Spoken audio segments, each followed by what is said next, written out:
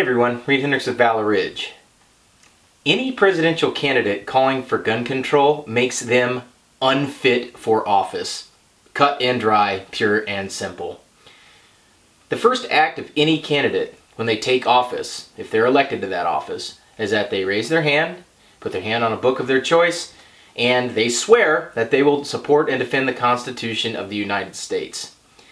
Well, let's be real here. Anybody that's calling for gun control, which is a violation of the Second Amendment to the Bill of Rights, is not supporting and defending the Constitution. By their very actions, they are violating the first statement that they make while they have taken office. They're unfit for it. If they swear that they're going to support and defend it, and then suggest and act and propose laws that are contrary to that, they've already violated their purpose. They've already violated their oath of office, rendering them unfit. In plain English, the Constitution was designed to limit government and expand individual liberty. We cannot have people that are going against that spirit. We cannot have people that are going against it.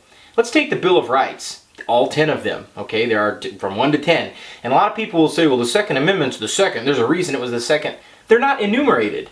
These rights are not enumerated in order of importance. That's not how the document was written.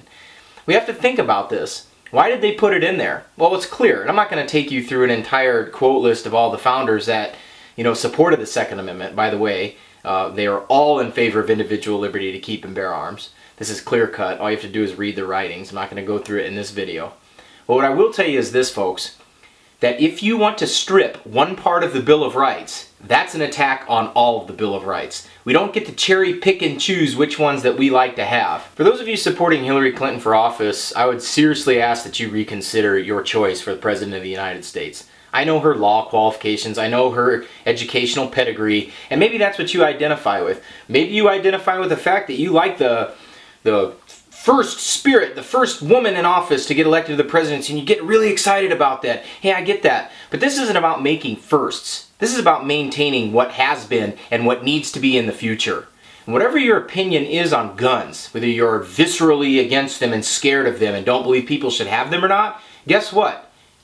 Nobody really cares what your emotions are. I know I most certainly don't. And here's the deal.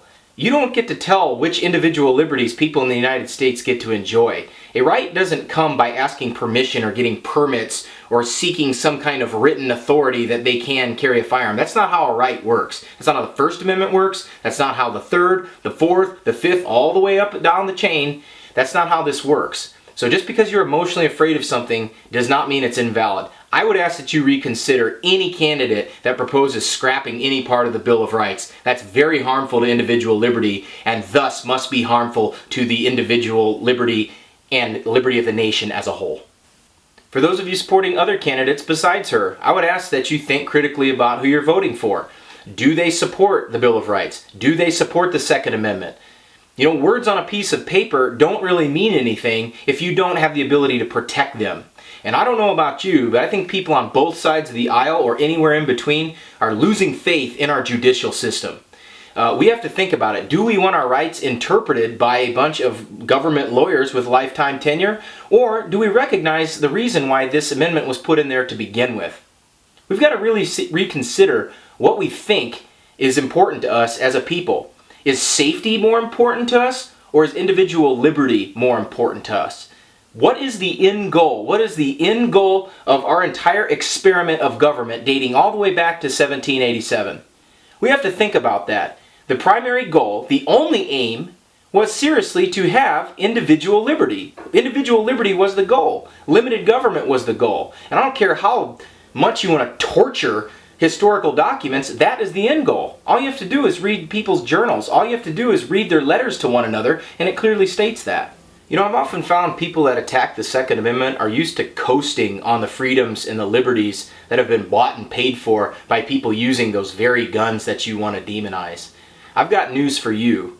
Liberty is not perpetual. Liberty is not guaranteed unless you're able to protect and defend it. When you run into trouble, those of you against guns, when you run into trouble, 911, the police, oh my gosh, it's a good guy with a gun. Well, I've got news for you. You've got millions of good people with guns out there that would be more than willing to protect you.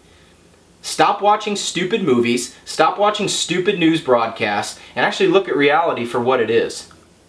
So when it comes to selecting a presidential candidate, individual liberty needs to be the primary focus here.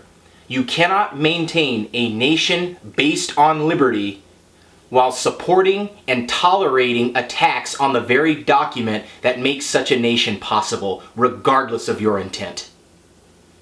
This is Reid Henrichs with Valor Ridge reminding you, the lessons that we learn are written on the tombstones of others. We'll see you on the ridge.